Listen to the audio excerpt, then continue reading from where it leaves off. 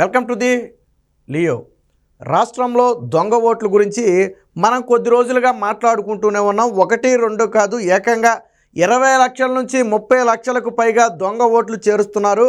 అదే స్థాయిలో ప్రతిపక్షాలైనటువంటి తెలుగుదేశం పార్టీ, జనసేన ఓట్లు తొలగిస్తున్నారని మనం గతం నుంచి మాట్లాడుకుంటూనే ఉన్నాం. మన అనుమానమే నిజమైంది. నిన్న ఏదైతే కేంద్ర ఎన్నికల సంఘం ఒక బృందం అయితే ఏపీలో పర్యటించిందో, ఆ బృందం కలెక్టర్లు, ఎస్పీలతో ఒక మీటింగ్ అయితే నిన్న విజయవాడలోని నోవోటల్లో నిర్వహించడం జరిగింది. ఈ మీటింగ్లో కేంద్ర ఎన్నికల సంఘం అత్యంత తీవ్ర ఆగ్రహాన్ని కలెక్టర్లు, ఎస్పీల మీద వ్యక్తం చేసింది. వ్యక్తం చేయటమే కాదు, కొన్ని ఘాటైన వ్యాఖ్యలు కూడా చేసింది. మేము ఏపీ రావడానికి ముందే మీ అందరి గురించి తెలుసుకుని వచ్చాం. ఏపీలో ఏం జరుగుతుందో మాకు తెలుసు.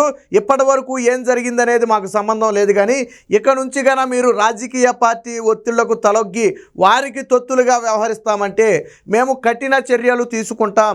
ఇది షెడ్యూల్కు ముందు మీటింగ్ కాబట్టి మాటలతో చెప్తున్నాం. షెడ్యూల్ విడుదలైన తర్వాత ఏ చిన్న అవకాశం ఇచ్చినా కానీ వెంటనే చేతలతో మేము సమాధానం చెప్పాల్సి ఉంటుందని చెప్పి ఒక రకంగా ఘాటుగా వ్యాఖ్యానించింది. తిరుపతి కలెక్టర్ను కూడా ఘాటుగా హెచ్చరించి కొద్దిగా చివాట్లు పెట్టింది. ఒక తిరుపతే కాదు, వైఎస్ఆర్, కాకినాడ, అలాగే ఇతర జిల్లాలకు చెందిన కొంతమంది కలెక్టర్ల పనితీరు మీద తీవ్ర అసంతృప్తి వ్యక్తం చేసింది. ప్రధానంగా వారు అధికార పార్టీలకు అడుగులకు మడుగులొత్తే విధంగా వ్యవహరిస్తున్నారనే కోణంతో వారి మీద అయితే ఆగ్రహం వ్యక్తం చేసినట్టుగా తెలిసింది. అంతేకాకుండా కలెక్టర్లు లేదా కొంతమంది ఎస్పీలు కొన్ని సమాధానాలు చెప్పబోయినప్పటికీ కూడా మేము క్షుణ్ణంగా తెలుసుకునే వచ్చాం, మీరు ప్రత్యేకించి మాకు వివరించాల్సిన అవసరం లేదు, మేము అడిగిన ప్రశ్నలకు మీరు సమాధానం చెప్పండి. వేలల్లో లక్షల్లో ఫామ్ నెంబర్ 7లు పెట్టి ఓట్లు తొలగించాలి అంటున్నా, ఎందుకు వారిని గుర్తించి మీరు ఇప్పటి వరకు చర్యలు తీసుకోలేకపోయారో సమాధానం చెప్పాలని చెప్పి కలెక్టర్లను ప్రశ్నించింది. ఎందుకు కేసులు నమోదు చేసి వాటి మీద చర్యలు తీసుకోలేదో చెప్పాలని చెప్పి ఎస్పీలను ప్రశ్నించింది. ప్రతి రాష్ట్రంలోనూ ఒక విధంగా ఉంటే ఆంధ్రప్రదేశ్లో అధికారుల వ్యవహార శైలి మరొక విధంగా ఉంది. ఒకవేళ మీరు మేము తటస్థంగా ఉండలేము, రాజకీయ పార్టీలతో కలిసే ఉంటాము, లేదా కొంతమందికి మేము ఒత్తాసుగా ఉంటాము అంటే ఇప్పుడే తప్పుకోండి, మా వరకు వస్తే మేము తప్పించాల్సి ఉంటుంది, కాబట్టి నిర్దాక్షిణ్యంగా ఇప్పుడే మీరు తప్పుకోవటం మంచిదని చెప్పి ఎన్నికల కమిషన్ కొన్ని ఘాటైన వ్యాఖ్యలు చేసింది. సో ఈ వ్యాఖ్యలను బట్టి అర్థమవుతుంది ఏపీలో ఎలాంటి అవకతవకలు జరుగుతున్నాయి, ఎలాంటి అధికారులు ఏ విధంగా అధికార పార్టీకి తొత్తులుగా మారుతున్నారు. చివరికి కలెక్టర్లు, ఎస్పీలనే కేంద్ర ఎన్నికల సంఘం పిలిచి వార్నింగ్ ఇచ్చింది అంటే ఏ స్థాయిలో ఉందో మనం అర్థం చేసుకోవచ్చు. ఇక ఈ మీటింగ్ కంటే ముందు వివిధ రాజకీయ పార్టీలు ఏదైతే తమ సమస్యల గురించి చెప్పాయో వాటిని అయితే క్షుణ్ణంగా వినడం జరిగింది. ప్రధానంగా తెలుగుదేశం పార్టీ అధినేత చంద్రబాబు, అలాగే జనసేన అధినేత పవన్ కళ్యాణ్, వీరిరువురు కూడా రాష్ట్రంలో ఈ దొంగ ఓట్లకు సంబంధించి మార్పులు చేర్పుల గురించి అయితే ఫిర్యాదు చేయడం జరిగింది. ఒక నియోజకవర్గంలోనే 33,000 దొంగ ఓట్లు చేర్చినప్పటికీ కూడా రాష్ట్ర ఎన్నికల కమిషన్ నిద్రపోతుందని చెప్పి నిన్న చంద్రబాబు గారు అయితే ఆగ్రహం వ్యక్తం చేశారు. ఆ సాయంత్రం చంద్రబాబు గారు చెప్పింది మొత్తం కూడా ఎన్నికల కమిషన్ పూర్తిగా విని నిష్పక్షపాతమైన ఎన్నికలు జరిగేందుకు మేము హామీ ఇస్తున్నాం, ఇక నుంచి మేము దీని మీద ఫోకస్ చేస్తాం, మేము చర్యలు తీసుకుంటాం, మమ్మల్ని నమ్మండి అని చెప్పి కేంద్ర ఎన్నికల సంఘం చంద్రబాబు గారికి హామీ ఇచ్చినట్టుగా కూడా అయితే ఆయన బయటకు వచ్చిన తర్వాత చెప్పారు. అంటే గెలవలేని పక్షంలో దొంగ ఓట్లతో గెలవాలనే ఒక ప్లాన్తో ఈరోజు అడ్డగోలుగా ఓట్లు చేర్చారు.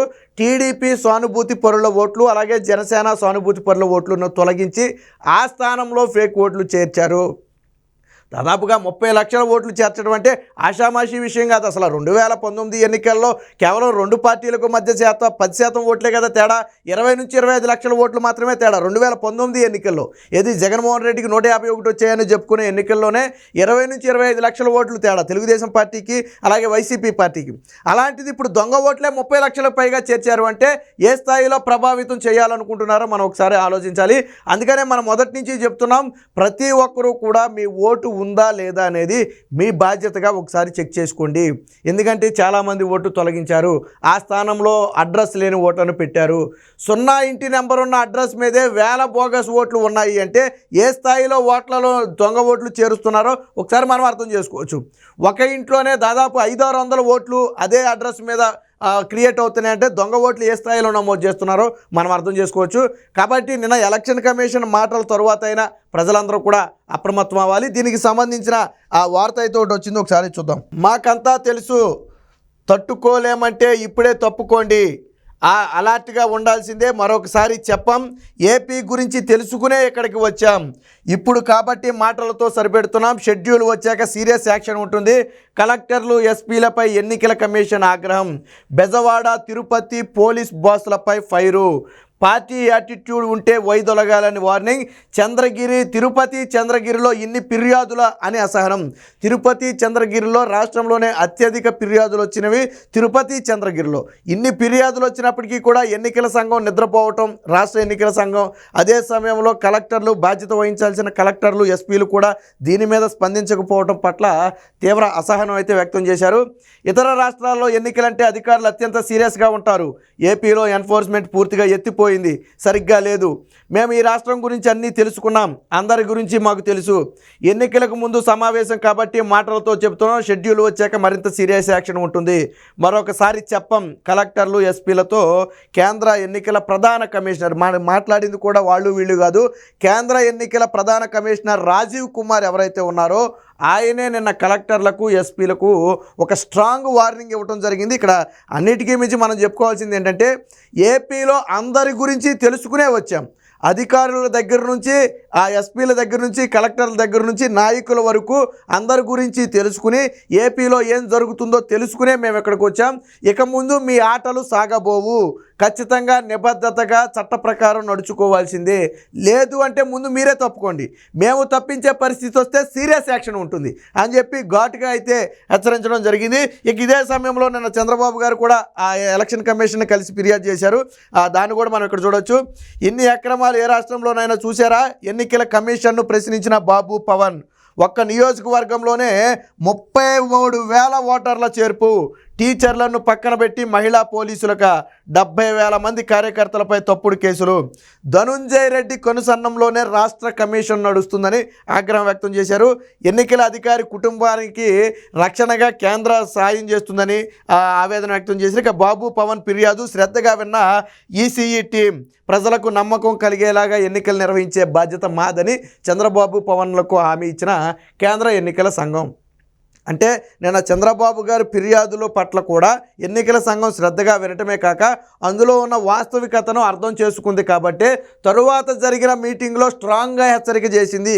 ఈ కలెక్టర్లు ఎస్పీల మీటింగ్ కంటే ముందే ఫిర్యాదులను స్వీకరించడం జరిగింది. స్వీకరించిన తర్వాత పెట్టిన మీటింగ్లో ఒక స్ట్రాంగ్ వార్నింగ్ అయితే కలెక్టర్లు ఎస్పీలకి అయితే ఇవ్వడం జరిగింది. దీన్ని బట్టి ఏపీలో పరిస్థితులు ఎలాగున్నాయో మనకి అర్థమవుతుంది. దీనికి సంబంధించిన మరొక వార్త కూడా వచ్చింది, ఒకసారి చూద్దాం. తటస్థంగా ఉండలేకుంటే తప్పుకోండి. రాజకీయ పార్టీల ఒత్తిళ్లకు తలొగ్గుతూ అనుబంధంగా కొనసాగిస్తే ఉపేక్షించాం. అర్హుల ఓట్ల తొలగింపుకు ఫామ్ నెంబర్ 7 పెట్టిన వారిపై ఎందుకు చర్యలు లేవు? ఇదే అతి ప్రధానమైన ప్రశ్న. ఇప్పుడు ఒక వ్యక్తి ఓటు తొలగించాలి అంటే ఈ ఫామ్ నెంబర్ 7 అనేది ఇవ్వాలి. అది ఎవరైనా ఇవ్వచ్చు. సపోజ్ మీ ఓటు తొలగించాలనుకోండి, మీరు ఇక్కడ లేరనో, లేకపోతే చనిపోయారనో, లేదా వేరే చోట ఉంటున్నారనో, ఏదో ఒక రీజన్తో నేను ఒక ఫామ్ నెంబర్ 7 ఇస్తే ఆ ఫామ్ నెంబర్ 7ని వెరిఫై చేయాల్సిన అధికారి ఆ BLO బూత్ లెవెల్ ఆఫీసర్లు ఎవరైతే ఉన్నారో వాళ్ళు వెరిఫై చేసి అది నిజమైతే ఆ ఓటును తొలగించాలి. ఇలాగా ఈ ఫామ్ నెంబర్ 7లు లక్షల్లో పెట్టారు ఏపీలో. అంటే మన డేటా వాలంటీర్ల ద్వారా ఆల్రెడీ ప్రభుత్వం దగ్గరికి వెళ్ళింది కాబట్టి వాలంటీర్ల నుంచి సేకరించిన ఈ డేటాతో కొంతమంది వైసీపీ నాయకులు కానివ్వండి, కార్యకర్తలు కానివ్వండి, లక్షల్లో ఈ ఫామ్ నెంబర్ 7లు పెట్టారు. ఈ ఫామ్ నెంబర్ 7ను ఆధారంగా చేసుకుని అది నిజమో కాదో కూడా తేల్చకుండానే అనేక ఓటు తొలగించడం కూడా జరిగింది. ఈ విధంగా ఓటు తొలగించి ఆ ప్లేస్లో కొత్త ఓట్లు పెట్టారు. ఇప్పుడు సాధారణంగా 100 ఓట్లు ఉన్నప్పుడు ఒకేసారి ఒక 100 ఓట్లు చేస్తే 200 ఓట్లు కనపడితే అనుమానం వస్తుంది. అందుకని ఏం చేస్తారు, వీళ్ళు 100 ఓట్లలో ఒక 50 ఓట్లు తీసేసి ఒక 50 ఓట్లు కొత్త ఓట్లు చేరుస్తారు. అప్పుడేమవుద్ది, బ్యాలెన్స్ అవుద్ది. ఈ విధంగా ఓట్లు తొలగించడం కోసమేమో ఫామ్ నెంబర్ 7లు పెట్టి దొంగ ఓట్లు మళ్ళీ వాళ్ళు యాడ్ చేసుకోవటం. నిన్న దీని మీదే ఎన్నికల కమిషన్ ప్రధానంగా ఫోకస్ చేసింది. ఎందుకు తప్పుడు ఫామ్లు ఇచ్చిన వారి మీద చర్యలు తీసుకోలేదు? వాస్తవానికి అలాంటి దొంగ ఫామ్ ఇస్తే అది క్రిమినల్ కేసు అవుతుంది. చాలా కఠినమైన శిక్షలు పడతాయి. ఎలక్షన్ కమిషన్కి సంబంధించి ఇలాంటి చర్యలకు పాల్పడితే ఆ శిక్షలు కూడా చాలా కఠినంగా ఉంటాయి. మిగతా కేసులాగా గప్పుకుని బయటకు రావడం కూడా కుదరదు. అలాంటి కేసుల్లో ఎందుకు పెట్టడం లేదు? ఎవరిదా బాధ్యత? కలెక్టర్లు ఎస్పీలదా బాధ్యత. మరి ఎందుకు పెట్టలేదు?